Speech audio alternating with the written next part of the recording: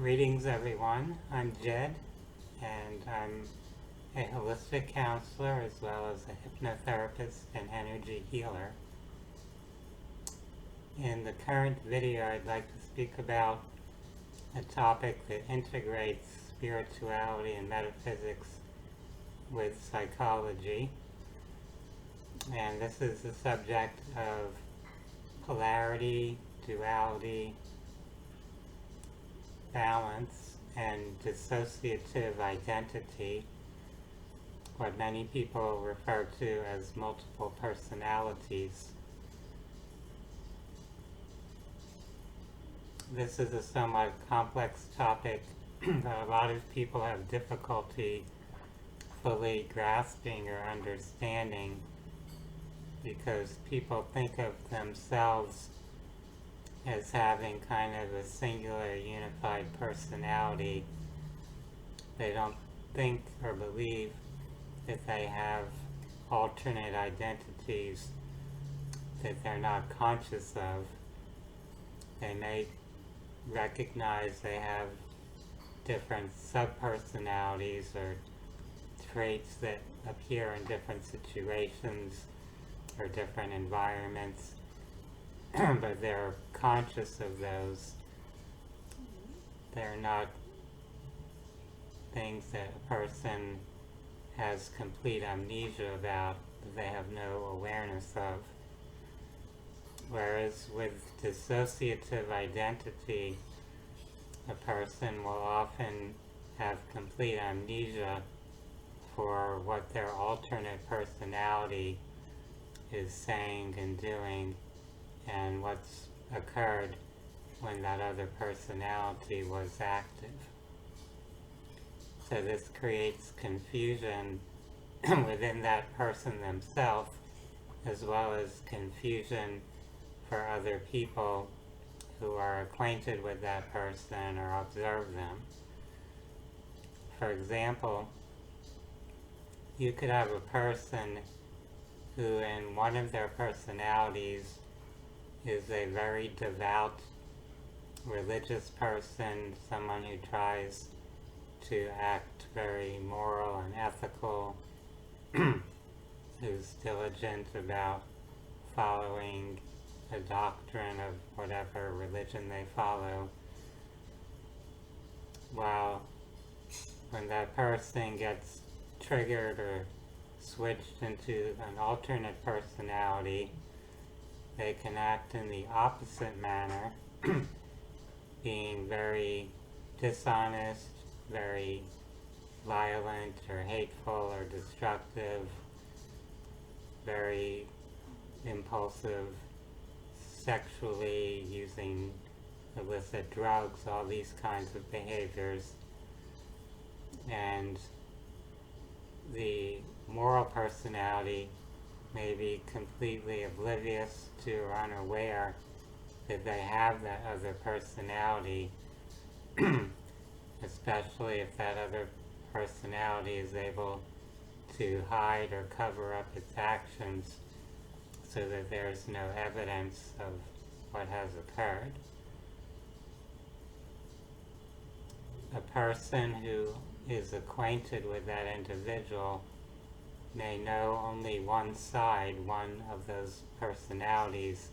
and be unaware of the other. So there may be social contacts who know that person is a devout church congregation attendee, and then there might be other people who know a different side of that person, you could say a different personality of that individual, that goes out at night drinking and seeing prostitutes and doing things that are completely contrary to what their religious personality would act or do or believe in. So this creates a lot of confusion, where people see one side of a person and it's hard for them to believe or accept that the other personality of that person exists and that physical human being is actually doing these other things that seem so contrary to the personality that you're acquainted with. Now, if we think about the metaphysical principles, the idea of the duality, the metaphysical law or principle of polarity and balance, we can see that if something is polarized in one direction, that actually necessitates the existence of the opposite polarity. So if a person has a very polarized character within themselves, there's a likelihood that if they are fragmented in their identity, if they're dissociating, if they're suppressing or hiding from a part of themselves, then the opposite polarity will exist in another one or more of their personalities. So if a person, for example, was abused or molested as a child, one personality may very much detest that type of behavior and think it's repulsive and actually feel anger and hate toward anyone who engages in that activity. So they have a strong polarization against that abusive behavior that was done to them at that earlier point in their life. But they could also be dissociating and having another personality working through their body, through that human physical form, that has a compulsion, preoccupation with actually engaging in that perpetrator type behavior, that abusive type of behavior. And that's part of the idea of balance, that the spiritual consciousness or the soul is trying to fully understand everything through experiencing both sides, both polarities. So if you have a strong resistance to, a strong hostility against, or hatred of something or someone, you may end up generating within yourself the very thing, the very pattern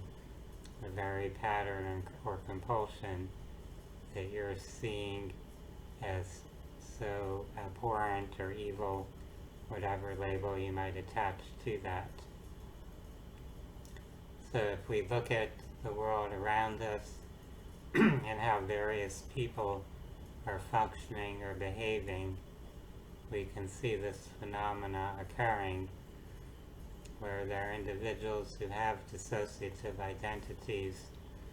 who may appear in certain social contexts or public contexts as being ethical and compassionate and concerned about having this positive image of being a model citizen, of being charitable, of being of service to others, whatever you might see there as the positive polarity, while that same person has some hidden, suppressed, secret part of themselves that they themselves might not be conscious of, that's engaging in the opposite type of behavior, the shadow patterns, the dark or manipulative traits, causing harm to others, being sadistic, etc. So if you consider some of the programs that are out there, some of the cults, mind control programs or operations, where people are intentionally traumatized to trigger dissociation, you can consider that there is a certain percentage of the population who dissociate to that degree, who have what other people would label as multiple personalities, and those personalities can operate or function completely unaware of or independent of one another. And in therapy, practitioners or clinicians have the challenge of bringing into awareness these different personalities and creating some type of communication or integration between them where they're no longer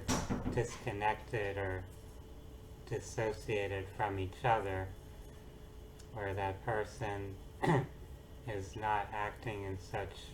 extremely polarized ways anymore, where they can kind of bring these different parts of the self back together more, not necessarily 100% unified, but also not completely disconnected, where you can access different parts or aspects of yourself without completely hiding or denying them. And as you start to do that more, you do start to become a more balanced and more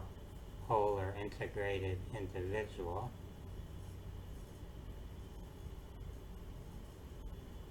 This is a topic that I think everyone could benefit from learning more about, because it gives us better insight into the society that we are living in, into this civilization where there are many people who are actually acting and functioning in that dissociative way, and we can't understand what's actually happening, what's actually going on in those people's lives, and often by association in our own life, unless we can understand the nature of dissociation and how these polar opposites can coexist within the same person that we're perceiving, since it's as if that individual, that human being that we're seeing with our five senses, is actually more than one different personality. So the physical form may appear relatively the same or consistent, but the consciousness that's operating through that physical body can be completely different at different times. You can perceive a similar phenomenon with mediumship and channeling, which are spiritual phenomena where a person goes into a kind of meditative trance type state where their regular personality essentially steps to the side. It's as though their normal self is hibernating or sleeping for this short period of time, so that another consciousness, another personality can use that body to communicate, to express something. That's essentially what channeling is, especially the full trance channeling, where you'll hear a completely different voice start to talk through that individual. So we can see it in the moment on the fly essentially happening when a person is channeling. So we can also recognize that the multiple personality or dissociative identity phenomena can occur and functions in a similar manner, where the primary or front personality of that person is going to the side, in a sense, stepping away from being active in the body, so that a different personality can come in and function. This is most often a result of trauma, where something happened to that person, especially at a very young age, where the primary personality that was developing or existing at that time was not able to process or handle that experience. So it dissociated, it kind of went up and out, detaching from the body, so that a different personality could come in to use whatever survival mechanisms were available to handle that situation. So it's kind of a survival mechanism or instinct. We don't want to look at dissociation as something that's inherently bad or wrong. It's a mechanism for coping with extreme stress or trauma, and it in some sense can help a person physically or psychologically survive what's happening, at least temporarily, but of course it's going to interfere with normal everyday functioning at other times in their life in the future. So we would want to assist that person in reconnecting with that part of themselves, reintegrating, and being able to process that without dissociating, without disconnecting. And this is the challenge for therapy, for healing. And there's a variety of resources and approaches that can help assist or facilitate that healing process. Some of them are mind-body types of integration, energy psychology, energy healing, meditation, hypnosis, different forms of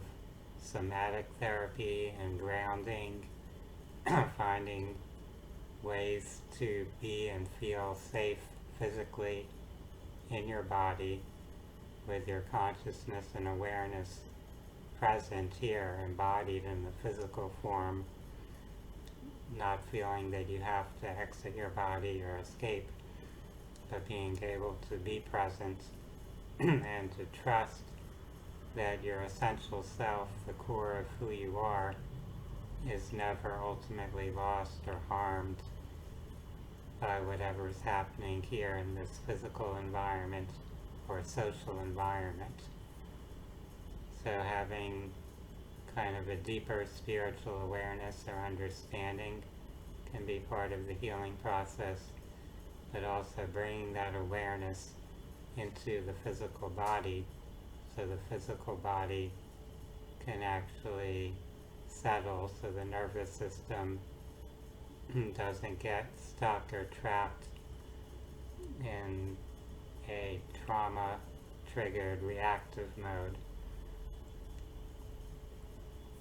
I hope that what I'm sharing in this video gives you some insight into these topics and some inspiration or optimism about healing for dissociation, whether this is for yourself or your loved ones, or for other people you may encounter in your life, either as a lay person or as a healthcare professional or clinician who is trying to assist others. For those who would like to learn more about these subjects, I invite you to visit my website to read books that I've written and published about spirituality and psychology. My website is phinsights.com. That's PHINSIGHTS.com. For now, I'd like to wish everyone a pleasant day. Namaste.